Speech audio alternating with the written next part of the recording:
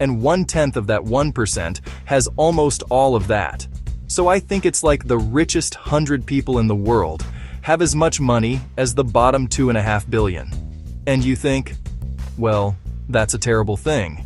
And perhaps it is.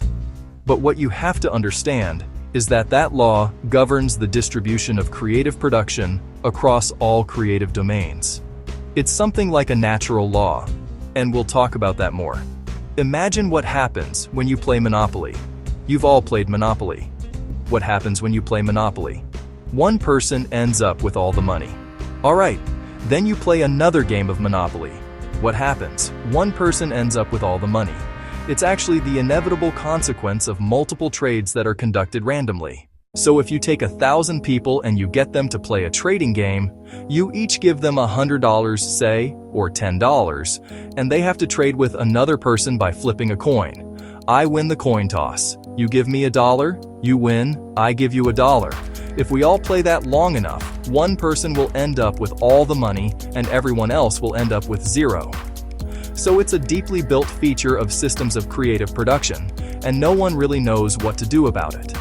Because of course the danger is that all the resources get funneled to a tiny minority of people at the top, and a huge section of the population stacks up at zero. But to blame that on the oppressive nature of a given system is to radically underestimate the complexity of the problem. No one actually knows how to effectively shovel resources from the minority that controls almost everything to the majority that has almost nothing in any consistent way. Because as you shovel money down, it tends to move right back up, and it's a big problem. But the thing you want to understand about that 1% issue that you always hear about is that it applies in every single realm, where there's difference in creative production. Every realm. Doesn't matter. Number of records produced, number of records sold, number of compositions written. So here's an example. 5 composers produce the music that occupies 50% of the classical repertoire. Bach, Beethoven, Brahms, Tchaikovsky, Mozart. That's right, those 5. So that's another example of this Price's law of scaling. It applies to all sorts of things, like number of hockey goals scored is also distributed this way. Size of cities follows the same distribution. So, people talk about all the time about how unfair it is that 1% of the population has the vast amount of the money, and 1% of the 1% has most of that money, and 1% of the 1% of the 1% has most of that money. But it's an inevitable conclusion of iterated trading games, and we don't know how to fight it.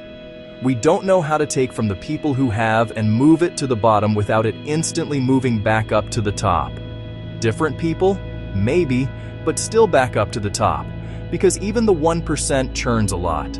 I think you have a 10% chance, if I remember correctly, you have a 10% chance of being in the top 1% for at least 1 year of your life, and a 40% chance of being in the top 10% for at least 1 year in your life.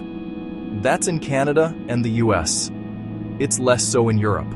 So there's a fair bit of churning at the top end.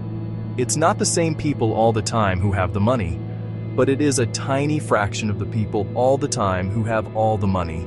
Anyways, the reason I'm telling you about that is because after the peasants were granted their land and started to become farmers, a tiny minority of them became extremely successful, and those people produced almost all of the food for Russia and the Ukraine.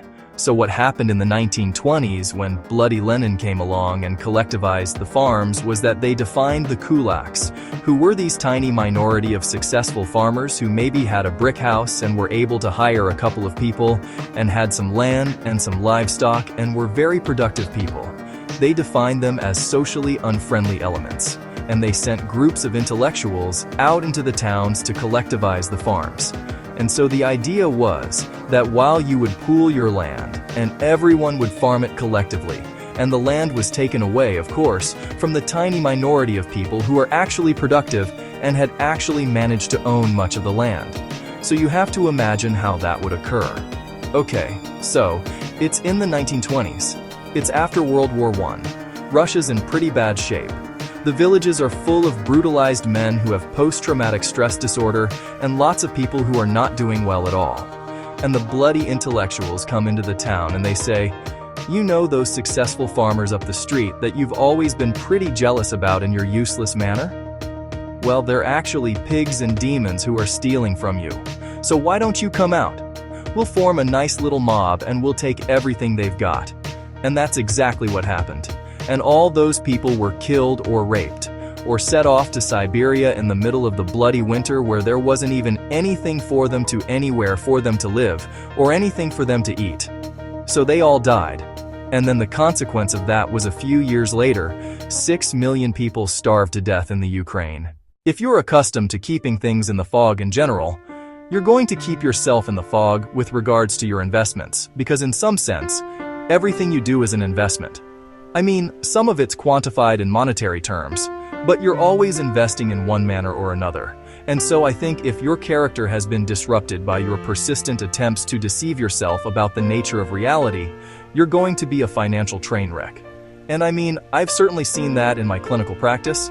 I've seen people burn through amounts of money that you wouldn't think someone could burn through in that short a period of time because of self-deceptive blindness. If you have a high IQ and you're conscientious, which is another trait, then you're more likely to be financially successful, say, by the time you're in middle age. And so that looks like two temperamental traits whose presence enables you to beat randomness over time. So those traits work very well in this society at this time, but you can also argue that that's also a matter of chance, because there wouldn't be unconscientious people if at some point in the past, unconscientiousness hadn't aided their survival. So what constitutes beating a system depends on the parameters that you put around the system. And you can think the same thing about, well, look at how successful he is. Okay, you mean financially. Alright, so then, well, how's his health? How's his marriage? How are his relationships with his children? What price did he pay for his wealth? You know, like, as you add dimensions of evaluation, whether that particular person won or lost might not be so self-evident. One idea that's very common in our culture is that poverty is caused by lack of money, and that's a really stupid idea, because money is very difficult to handle. I had clients who were addicts, and the worst possible thing that could happen to them was that they got some money. They're just done. First of all, you know, they were hanging around with people who were little on the sociopathic side. And so, especially if they weren't that bright and couldn't defend themselves very well, as soon as they got money, well, it was off to the bar with all the friends. And, you know, one guy I remember in particular, you know, every time he got his disability check, he was gone for 5 days. He usually found him in a ditch, you know, because he'd just go to the bar, spend every cent he had on alcohol, and wake up in a ditch, 3/4 dead, eventually completely, and, you know, then he was ashamed and horrified and repentant and he'd straighten himself out again. And then that was all well and good until as long as he was broke, until the next check showed up, and then bang, the same thing. So it's not like money is necessarily a good for everyone. It's hard to manage money. It's really easy for it to disappear. I mean, elderly people have a hell of a time now because, you know, crooks are contacting them on the internet non-stop. And so just giving people money, it's like pouring water in their hands. It's not that helpful. Not necessarily that helpful. And then, of course, contributors to poverty are, well, it's not so good to have a low IQ. You know, people don't like the idea of IQ because it seems so arbitrary, you know, have a high IQ. Well, it's not like you deserve it exactly. You're set up that way pretty much right from the beginning. It's very, very, very, very stable. You can make a high IQ person stupider by not educating them up to the level of their possibility.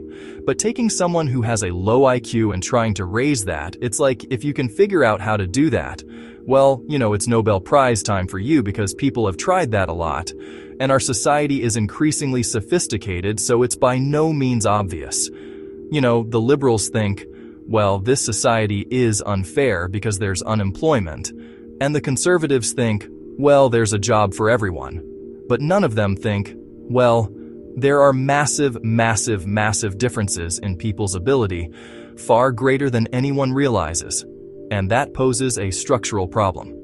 I had a client, and I got him a volunteer job, which is way harder than you think. You need a police check, for example, like it's harder to get a volunteer job than a real job.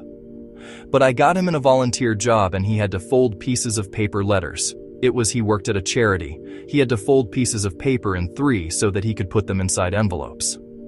And then the letters, which were in a pile, had to be matched with the proper envelopes, which were also in a pile.